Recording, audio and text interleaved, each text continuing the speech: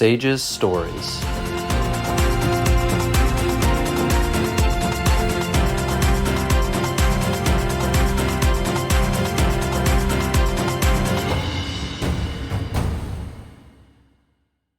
Welcome to today's episode of SAGES Stories, the official podcast of SAGES, the Society of American Gastrointestinal and Endoscopic Surgeons. Please make sure to hit the like button and subscribe so you can stay up to date with our most recent episode, and enjoy the show. All right, we're back with episode 3 of SAGES Stories, where we shine the light on some of SAGES' most impactful leaders. I'm your co-host, Kevin El Hayek, coming to you from still fantastic Cleveland, Ohio. And I'm Shirin Towfigh, tuning in from still sunny Los Angeles, California. How's the weather over there, Kevin?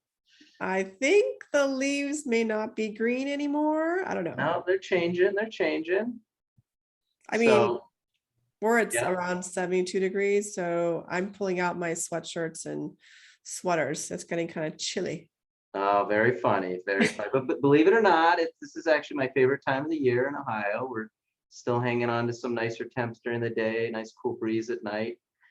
Winter is coming, however. Yeah, I don't know what winter means. It's a foreign word. You should come visit. I'll come if I need to thaw this winter. I'll come out there, okay?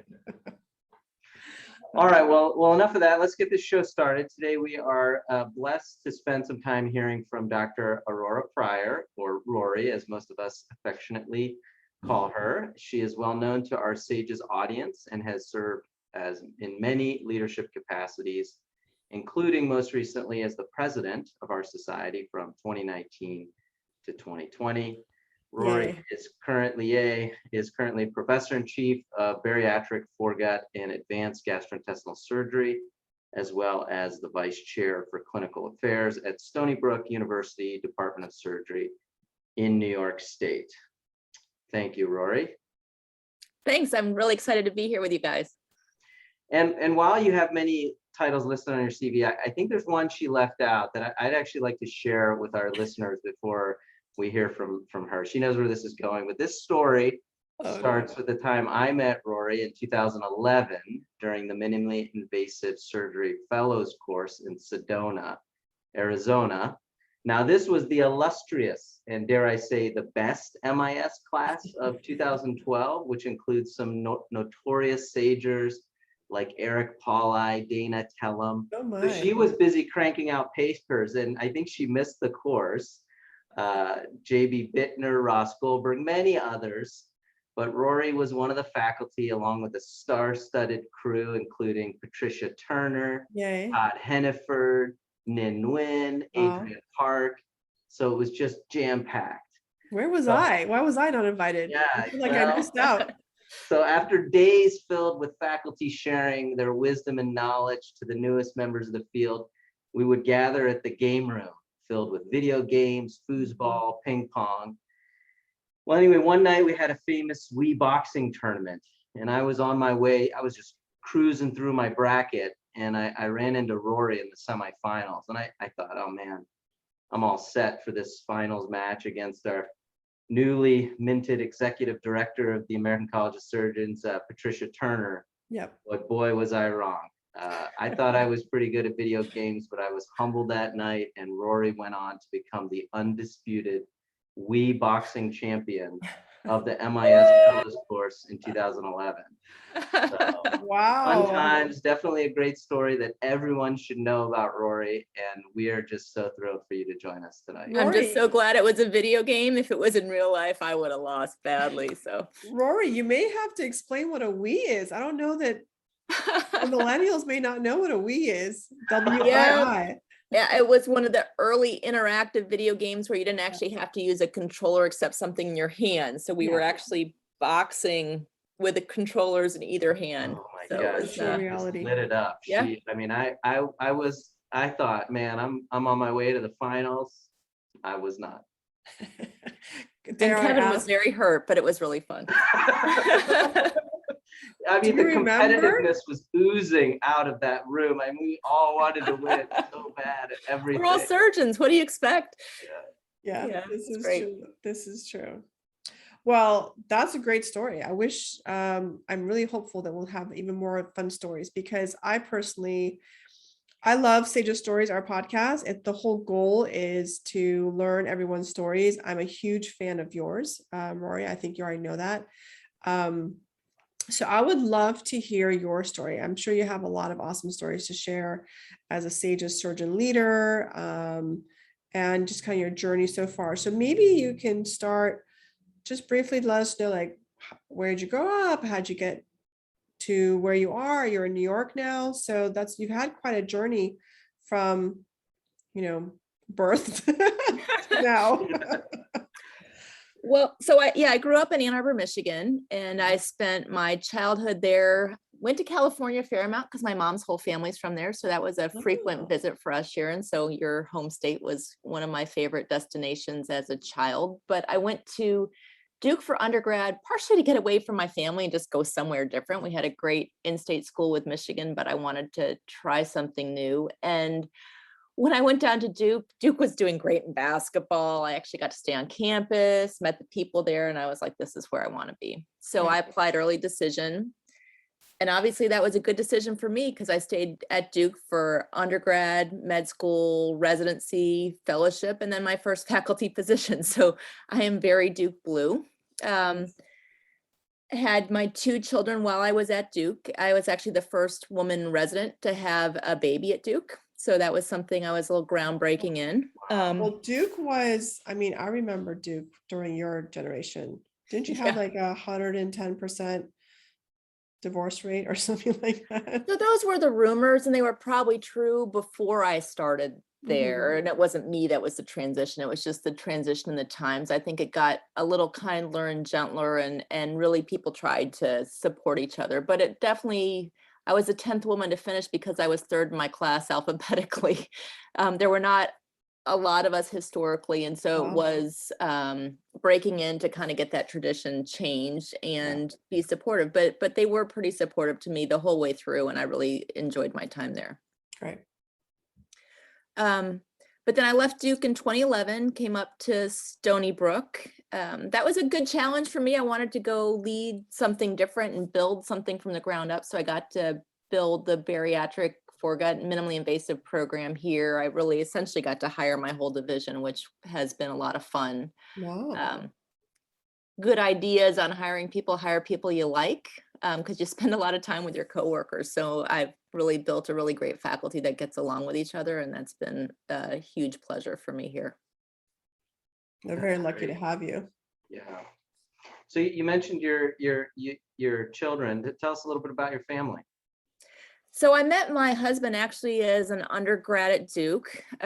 He was my roommate's math tutor, which is a little funny. And she's like, oh, he's really cute. You might like him. And she pointed that out when he called me and asked me to live together before I'd even met him. Turns out we were both summer engineers at General Motors up in Michigan. And there are about 20 or 30 Duke students every year who went up there, but we were the only 2 anal retentive enough to actually turn our names back into the placement service that we took these jobs.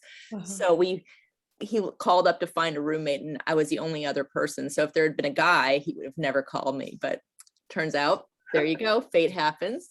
Wow. And you said yes, you said sure.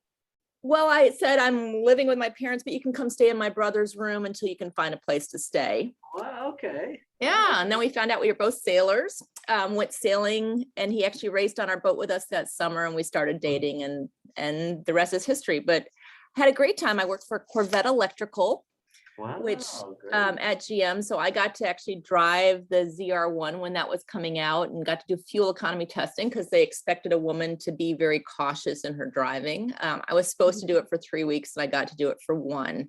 May tell you a little bit about how I drive. This is how you also win in Wii. This thing had this followed you through. Yes, it was no holds barred. I can imagine. No holds barred. It was real. It was yeah. But I got paid to go do that, which was pretty amazing. And he was working on police cars, not nearly as fun. That's pretty cool. And so you have 2 children? Oh yeah, and I didn't even get to that. So we met, got married, had children. So my son is 23. His name is Sage. I actually had him before I was in SAGES. So not named after the society. And my daughter is 20. Her name's Ariana, and she's actually back at Duke. So she's a junior there now. That's great. I think you may start a trend. Maybe more people will name their kids Sage or Sages or It's gotten to be actually much more popular since we had them. It was in the top, 20 or 30 names of last year. I can't believe you have a 20-something-year-old child. Yeah. You're so young. Thank you. That's pretty amazing. So you had your children during residency? I did, both of them. Wow.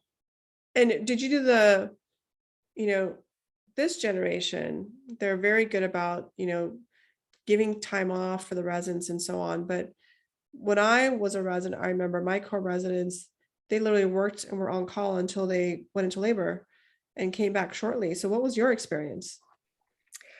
So I had to plan my pregnancy around schedules. My son was born when I was in my lab years, so that was easy. My goal was to actually do research and have one the first lab year, one the second, but it took a year to get pregnant. Always the best laid plans don't work out. So then with my daughter, I was thinking it would work out well to have her my fourth clinical year. And of course, that also didn't happen quite on pace. And she was born July of my chief year. So a little bit of a mess. Duke took all of our vacations in by the calendar month. So I had to take off the month that she was expected to be born with. And she was born July 23rd. So that obviously put a little cap on the maternity leave. But the month before that, I still remember they did not get it being pregnant since I was the first. So did a really long open a AAA repair. We're sewing all these little vessels. And as a woman who's very pregnant, your bladder has a lot of pressure on it. And they did not let me take a break. It was, I think my eyeballs were yellow by the end of that case. When the attending left for me to close, the nurses said, go, go, go, and then you can come back. So I think we're a little more sensitive to things like that now. I think that would never fly in today's residency, at least I hope not. But I had her on the 23rd because I actually got induced early so that I could actually get enough time off afterwards because I had to go back on September 1st. So wow. And a little crazy. Yeah, that's pretty crazy. But now it seems that you're such an amazing leader, first of all. And I know that for many of us, we see you as a mentor or role model for sure. Tell me, did you have a significant role model or mentor that you had either during residency or during your first job? And if so, like, how did that help you? And I'd love to learn about that. Yeah, so probably my best mentors were from my residency and fellowship. So Ted Pappas was my program director when I was a resident, and he was fabulous and really did a great job with just how to balance stuff and be efficient in practice and really care about your patients. Also to let go of the reins enough to let your trainees learn. And then Steve Eubanks was my fellowship director and really great surgeon, efficient, and also a really great person. And they've both been very helpful for me throughout my careers. So they've been great people.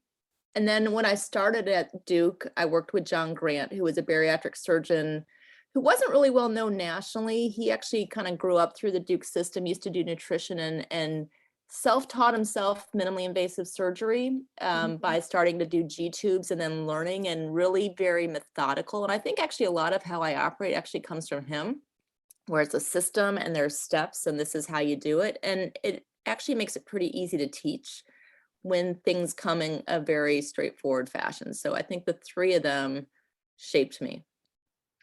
I'm just going to take it back a little bit. When did you know you wanted to be a surgeon? Was there like an aha moment, or was it, a decision that kind of gradually developed, or someone in your family? When did you kind of think you were going to go that route? It's a great question, Kevin, because I'm probably not as surgery history as some people, because I was a biomedical engineer and I got this opportunity in undergrad to work with a cardiologist. So I was sure I was going to be a cardiologist. Actually, the first day of my surgery rotation, I was going to be a cardiologist. And I got sent over to the VA, and I was with a really great team there. And the VA then is not quite like the VA today. That was when you actually got to do really hands-on, and the attendings wow. weren't there, and the residents did a lot. And I remember these two guys let me actually make the incision on a AAA as a medical student, and I'm exploring the abdomen with my hand. And it's just not what we do today, but it was Right. pretty amazing. And just that experience and the amount of hands-on I got was really just so cool. And I just love the idea of actually treating the problems we figured out rather than just pontificating about them. And it just fit with my engineering background. And I loved surgery. And I decided then I can do this. I can always bail out. Knowing me, I would never actually bail out, but I could always bail out if I didn't like the career and I wanted to do something different. And I think that set me from day one of that rotation. And probably being at Duke it's such an intense academic institution, very pure in that. Is that what also kept you to stay within academics and follow a very academic pathway? Yeah, I think that's just how I was essentially raised, was to Yeah. be in academics. Everybody did research, everybody did some kind of science, everybody wanted to teach and combine all that together, because that's how you really make the most impact on the future of surgery, is by doing all those things together. So it's just how I was brought up.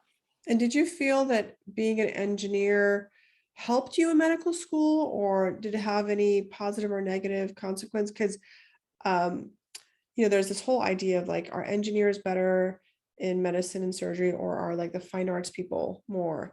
And what is your take on that? So probably medical school engineering was not as helpful. I think the people who had more in-depth of the sciences that we studied in med school might have had it a little easier, but I think as a surgeon, it's great. My visual spatial skill set, I think, was really well formed from doing engineering. And I think my problem solving and logical brain was trained being an engineer. So I think it fits really well with a career in surgery.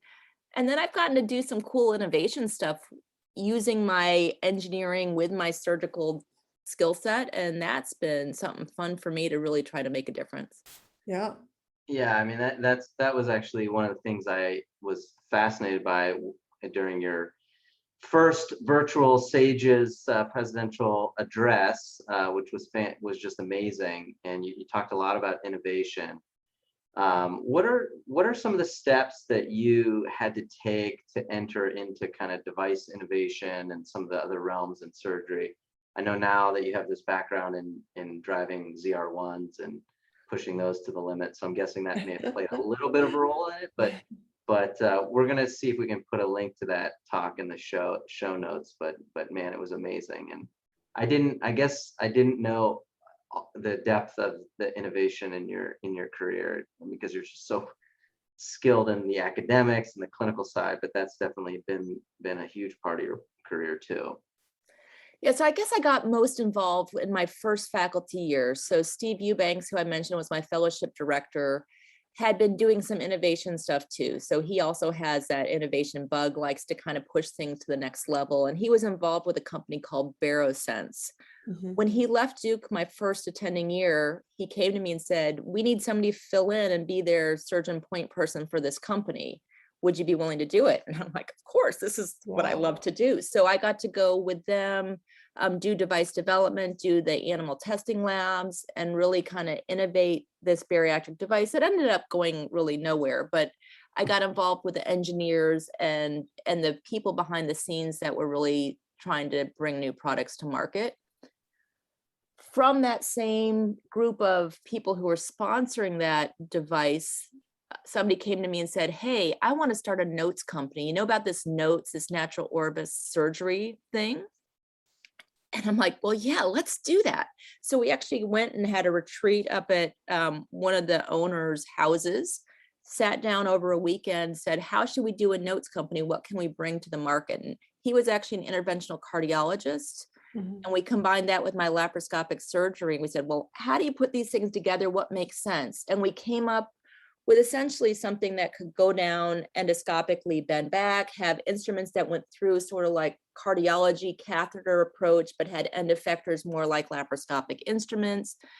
And then we backed it up a little bit, said that's a lot of engineering to get to that end product. Let's start with a single port surgery device, and straighten everything out so there's less engineering involved. And that's where we came with the spider, transenteric spider, and started that company Transenteric. So it really came out of a whole weekend of think tanking and putting together ideas and spun that out. And then I got really lucky because as that company evolved, and it's now, a robotics company, but I got to go meet with the venture capital people, got to be part of the pitch with that. We were raising money and really saw it from the ground up. So really fun process, gave me ideas how to do things. We're now working on other ideas here at Stony Brook and thinking about what's next. I mean, it seems like more and more surgeons are going back and getting additional formal education to better understand, companies, complex healthcare systems. For those who are listening, who aren't in medical practice, it may seem incredible that after so much education and fellowship and everything that you'd want to go back and pursue even more education, but it's definitely a thing. I just started my executive MBA. I'm going to go to my accounting class right after this, and I see that you got yours as well. When did you get that, and what motivated you to go get an MBA, and was that part of this process as well? Yeah, so Mark Talamini, who was most recently my chairman here at Stony Brook, went and got the MBA through the Heller School, which has an executive program. And I watched him going through that process and what he was learning and just how practical it was for what we do in day to day, and how people who are not physicians who are in healthcare leadership speak a slightly different language than physicians who are in leadership. Okay. And he told me how helpful it was to be able to speak that language. And, we're all ambitious people. I was thinking, what do I want to do next? And I think being able to be fluent and all that made a ton of sense to me. So I went and pursued that program. The networking was phenomenal. I think the skill set you learn is phenomenal. And even, if you don't take it to the next level, some of the stuff like understanding finance or dealing with difficult personalities or even, some of just My the wife has to strategic do that planning. every day. Yeah, it just made sense. So I loved it. I'm really glad I did it. And I think it does take you beyond just clinical care in a different way. When did you do it? When did you do that during I graduated in 2019. Oh, okay, so you're a recent grad. Yeah, recent grad. Nice. That's so fascinating. I think engineering and surgery is a perfect partnership because especially in laparoscopic surgery, we're so device and technology oriented. And I really love that. Well, you have the engineering background too, which really helps, but that kind of institutions that really promote that partnership across the different fields and different schools is just fascinating. Tell me a little bit about why you chose to go into MIS, laparoscopic surgery, bariatric foregut, and also if you can also expand a little bit, I'm really curious, working in an institution, how that can be balanced with working in the private sector, like with VCs and so on. So I chose MIS. It came out really when I was doing my research years at Duke. So two clinical years, 2 research years. My son was born in my second research year. And I was trying to figure out what's my future look like in surgery and how do you balance this stuff? And I love doing big cases. I was thinking actually of Surg-Onc, but then I also saw the surgical oncologists have patients in the house all the time, sick patients on the weekend. And I wanted to do big cases, but I didn't want to be tied to the hospital all the time. And I realized that MIS was a really good way to do really cool stuff, get to play with all the good toys and still go home and have an outside life. So I have to admit, lifestyle was part of the decision to be a minimally invasive surgeon. And then I got exposed to bariatrics probably 4th or 5th year and realized that was a really good fit. At that point, there really weren't many bariatric specific fellowships. Mm-hmm. So I only did a month of bariatrics as part of my fellowship and learned the rest of it during my practice. But I realized that again was a really great push, and patients do so well. It makes a much happier career, I believe, when you get to fix people and they appreciate it and you make a huge difference in their downstream life. And so bariatrics is one of those careers that really gives back to my patients. And I love that about what I do. And now you are still the program director of the MAS Bariatric Fellowship. At least it says it on your CV. I am still the program director of the fellowship. 2011, so 10 years now. You've had a decade of program directorship. So tell us a little bit about the program and what is the goal you have for your fellows who graduate from it? What kind of product are you churning out? So I want my fellows to be committed surgeons. I want them to be good surgeons, and I want them to do something that they're passionate about in their careers, whatever that is. If they want to go build their own private practice, I think that would be, a great thing for them to do. If they want to go invent something, that's great. If they want to go be the next best academic surgeon, that's great. But I want somebody who's passionate about what they do, committed to it, and really dives all in. Well, we know many of your fellows, and you've certainly instilled that in so many of them. So yeah, so it's probably close to time to give it up. And honestly, part of why I've kept it is there's not enough women program directors, and that's a little bit tough. My associate program director is amazing and does a great job teaching our fellows, and he's very, very engaged. But I also am a little hesitant to give up and take away another woman program director. I hear you. You're also very involved in the surgical societies, SAGES obviously being the big one. How do you choose where to direct your focus? And, being involved in societies at the leadership level, there's so many committees to be on, and you really should be active. How do you balance that with everything else that you do in your life? Yeah, so sort of two questions. How do you pick your focus from a surgical society standpoint? Obviously, SAGES is the best. So Of course. you got to pick something you love, the people you really like hanging out with, and dive all in somewhere.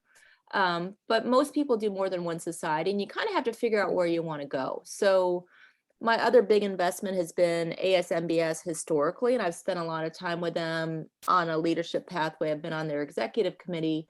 But most recently, I've gotten an opportunity to be on the American Board of Surgery, which is really pretty amazing and really making a huge difference for the future of surgery. But it's also a lot of time. So because of the demands of the board, I've had to back off a bit with ASMBS, and that's just the choice. If I hadn't gotten the seat on the board, I think I would have reinvested more in that society. Well, this is the official podcast of SAGES, so we do want to hear a little bit about how you first got involved with SAGES. Tell us a little bit about that. So that was end of residency. As I decided I wanted to do minimally invasive surgery, I went and met with Dr. Eubanks and sat down and said, okay, this is what I want to do. And he said, well, then you'll need to be my fellow. So I didn't actually go out and interview anywhere else. I just agreed to stay as his fellow. At that point, he was on the exec of SAGES, and he said, well, obviously you have to join SAGES. So it was his encouragement got me to join SAGES pretty much right after my son was born. So again, his name Sage came before I joined SAGES. Just getting that in there. Just getting that in there. And then no copyright infringement there. Yeah. Pretty early on, he said, what committees do you want to be on? And I got on research as my first committee, which is really a fabulous committee for an academic surgeon who's just getting involved, because you learn how to write grants. You knew what a good grant is. You knew what the committees are looking at. And I learned a ton about research that I think really helped my entire academic career. When Steve became the president of SAGES, he asked me to step up as co-chair of that committee, which was a great opportunity. I got to work with Blair Jobe, who was a phenomenal mentor, and Karen Horvath, who had rotated off as chair when Blair took over, also was really great and gave me really good advice on how to get engaged with the society. Due to a variety of reasons, Blair was pretty short as the chair on that committee. And when he stepped down, I got the opportunity to step up. So I think I was only co-chair for like half a year before I took over as chair. Wow. That was a great opportunity for me. I felt really like I had imposter syndrome when I took over as that chair. But but I dove in, and I think it was just a really good foot in the door. With that, I got more visibility to the leadership of SAGES. I got to present at the board meeting, which is what the committee chairs get to do. And with that, I got the recognition that led me to getting my seat on the board and then other committee chair opportunities. So what year did you first get involved with SAGES? 98. 98, and then 2019 president. Awesome. Really awesome. So you got this very unique experience of experiencing SAGES as president through the pandemic. Pretty crazy year. How do you see SAGES evolving over the next decade, having seen how, I think very well, SAGES adapted last year and this year's meeting for the needs of everyone else in the pandemic?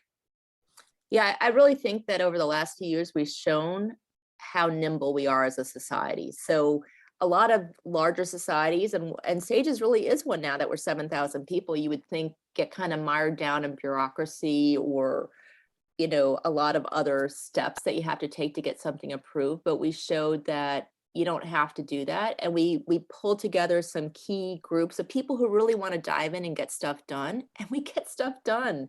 The COVID thing, when that came out, we had a group of really committed leaders who said they wanted to do stuff, and we just gave them the opportunity. And that's the kind of people that the SAGES members are. They take things, run with them, and make things happen. And so that's where we came up with all of our COVID statements.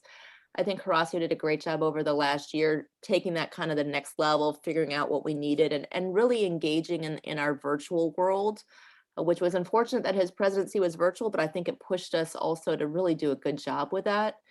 And then getting to have the first meeting back, really, that was the first big meeting, and it was a huge success. We did it safely. Yeah.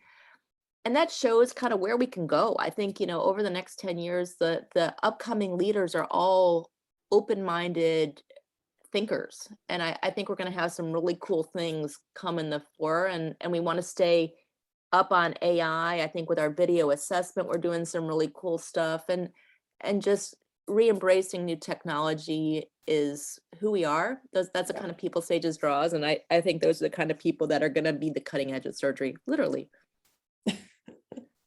That's cute. We've affectionately called this next segment the We Are the SAGES segment. We are the world. We are the SAGES. We are the SAGES. Sing it, everybody. We are the ones who make it bright our day. So let's start treating. Fun fact, we wanted the intro and closing music of the podcast to be the We Are the SAGES song, but we were shot down by one of our favorite committee leaders who shall remain nameless, but you know who you are. So this is our sneaky way of getting this iconic song into the show. It's pretty sneaky, right, Rory? Because they'll put the song. I like a little sneaky. It's okay. Yeah. So for this segment, we would like you to share your most memorable and salacious, knowing that it is a G podcast, no, PG podcast. So your most memorable SAGES moment. Oh, this one's tough. There's been so many great things. I think, you know, I like the sing off, so I'm going to go to the sing off because I do think that has something for me. And I remember watching several of the acts when I was kind of a younger person in SAGES, and I came up to Sally and I said, why don't we have a women's group? And she said, make a women's group. Just like I had talked about before, you know, yeah, somebody gets excited, they say, do something. She said, do something. So that's when we came up with the SAGES ladies, and I decided to make this inclusive. So it was open to any SAGES woman or man, but really we've had mostly women come up on stage. And tried to come up with themes. If you didn't know, the songs were all from artists for the most part of the cities that we've been in. And probably it was the meeting that I had in Nashville when we all got hats and we all went on stage. And my daughter was actually there in that meeting with me, and she got to see this group of diverse women up on stage, and we were all swinging our hats around. That was just like, this is home. These are great people. And I was just really excited to be able to do that. So long story for leading up to a moment, but I think the moment we got to pull that together was really awesome. This Yeah, is the Sage's Sages stories. lady. That's what we want to hear. We want to hear the story. Yeah, so far I think the sing-off wins is always the most memorable and favored part of Sages, even though so much time and energy is spent making an amazing meeting, and everyone loves the sing-off. They sing off, yeah. Well, it's fun. I mean, you think about it, I've done some Yeah. other cool talks, or I've seen some other cool talks, but that's just so much fun all thrown in. You can't beat it. Yeah, the Sages sisters or Sages ladies. I love being involved with that every time I go. It's such a like a lax, informal setting. Anyone could just go up on stage and grab one of the hats or one of the other paraphernalia and start singing the song. And I don't know who writes the lyrics. Who writes your lyrics? They're great. Me. Oh, Thank you. really? Wow. Yeah, Yeah. that's an art. Yet another hidden talent that we are uncovering tonight. Next time you're gonna go, oh my gosh, what did she write? That is an art form for sure. Well, thank you for your time. As we close, we're sure that you have some unique perspectives you can share on surgery. You've been so involved in clinical care, teaching, research, innovation, writing lyrics for the sing-off. Where do you see the field of MIS in the future when you're retired and your children may be future Sages leaders? I don't know. But where do you see the future of MIS surgery? So I think we're going to get more and more hybrid, less and less invasive. I think some of that may be endoscopic, some may be hybrid with radiology procedures, some may be some cool medications that do things and can highlight sort of like we get with immunofluorescence. I think there's some ways there to really narrow down our focus so that we have to do less surgery to do the same thing.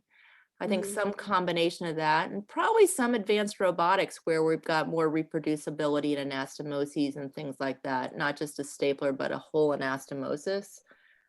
All that stuff added together, maybe we'll get the doctors of the future of Star Trek where you've got your tricorder really doing the thing.